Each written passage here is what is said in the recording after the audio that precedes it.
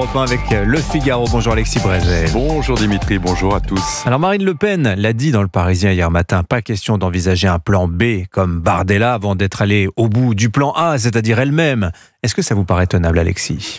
Déjà, ça me paraît logique. On ne peut pas clamer, et avec quelques raisons, qu'on est victime d'une grave injustice d'État et laisser entendre dans le même temps que tout cela n'est pas bien grave et qu'il y a un candidat de secours excellent qui attend bien au chaud pour vous remplacer.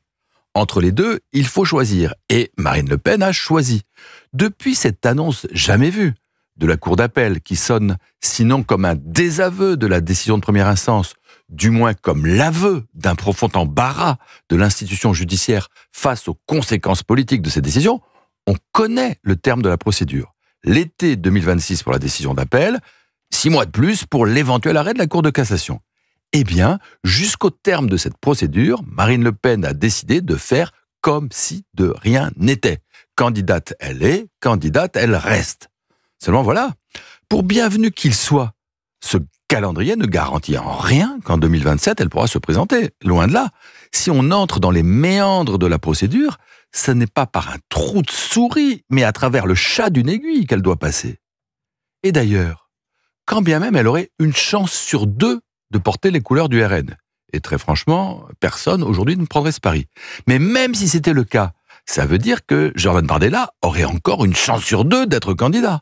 Donc, qu'on le veuille ou non, le plan B est bien là, derrière le plan A.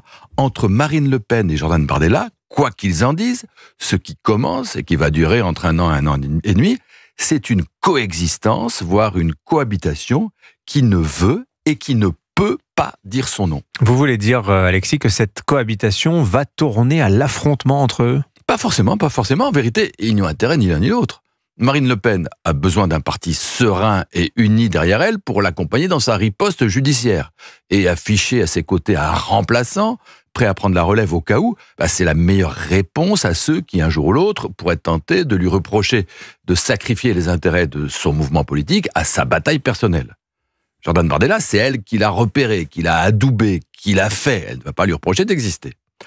Quant à Bardella, il a tout intérêt à rester le plus longtemps possible dans l'ombre de Marine Le Pen et à profiter de cette protection pour travailler ses dossiers et peaufiner une stature de présidentiable qui, reconnaissons-le, ne lui est pas unanimement reconnue.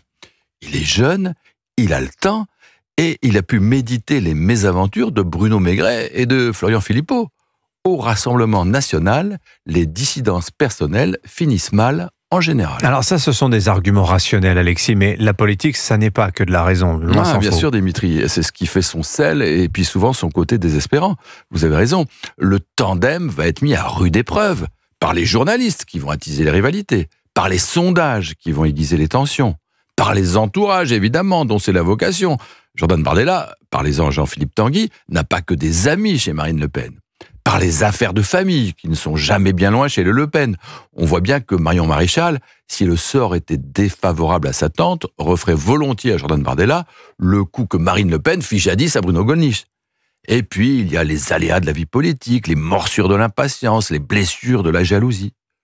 Duo ou duel ? C'est toute la question. On dit que l'avenir du Rassemblement national dépend de la justice, mais il ne dépend pas moins de la capacité qu'il aura ou pas à échapper aux démons de la division. L'édito politique sur Europe 1. Merci beaucoup, Alexis Brézet.